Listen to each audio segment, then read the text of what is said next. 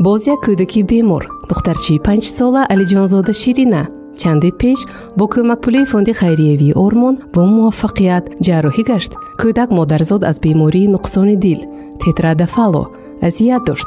دخترچه 2 سال پیش سال 2019 باری اول جراحی شده بود. مرحله دوم جراحی چندی پیش سنه 28 ینوری سال 2021 در مرکز بیماری‌های دل و جراحی دل و رگ‌های ولایت سوخت با موفقیت گذرانیده شد. طبق اطلاع طبیبان دلشناس مرحله دوم جراحی که با خونگردش صنعی در دل کشاد گذرانیده شد عملیات آخران بوده. من بعد کودک به یگان نقصان عمر به سر میبرد. باید یادرس نمود که تا این مدت دخترچی 5 ساله شیرین علیجانزاده 2 مراتب انگیوگرافی دل و 2 مراتب جراحی وزنین دل را پسی سر نمود. ارزش خراجات عملیات جراحی آخران 26,000 سومانی را تشکیل نمود که پورا از طرف فوند خیریه‌ای آرمان با کمک پول مردمی سخاوت پیشه پرداخته شد. مادر دخترچه امید ملیبویوه استقامت کننده شهرک ادرسمان میگوید که 5 سال اخیر از بیماری خوفناک فرزندش در تشویش بود. حالا باشد خود را خوشبخت و آسوده حال حس می کند. آرمان دلش عملی گردید. پس از 2 جراحی مرکب دل فرزندش نزدش زنده و سلامت قرار دارد.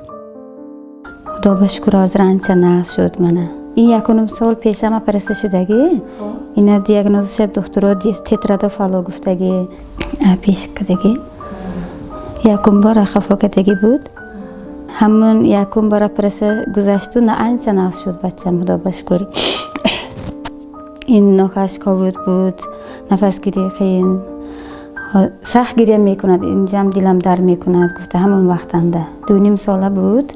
دکتر اینا دیده پرسته میشه تا 3 ساله باشد. گفت سونی داداش حرکت کرده، کار کرده، پول جمع کرده، پرسته کردم.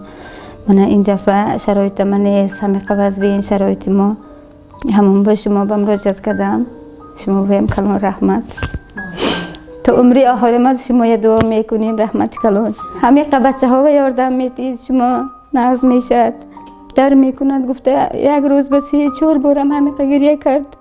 همون 1 پرس سونی ناز شد. من حضور دویمش گذشت و وحشی شوم هیچ چیز نیست. ناز شد. خدا به شکر. شما سخت بلند بود. دکتر گفتگی 3 تیشو کشای گفتگی نه حاضر همش ناز شد. شوم نیست دیوزنش ناز. دکتر هر روز میبیند این ناز گفت. خدا به شکر.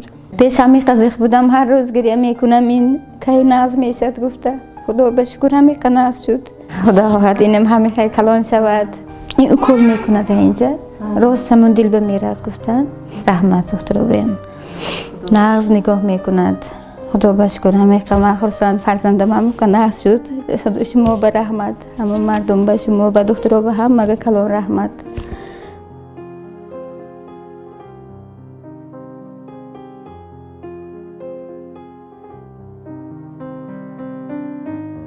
امید ملیبویوه خود صاحب خانه زن است.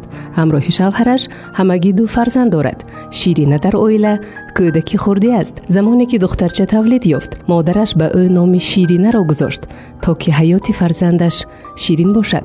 زن آرزو می کند که پس از گذشت سالها از خاطر فرزندش عذاب بیماری و جراحی دور می گردد و دخترچه زندگی و آینده نیک را پیدا می کند.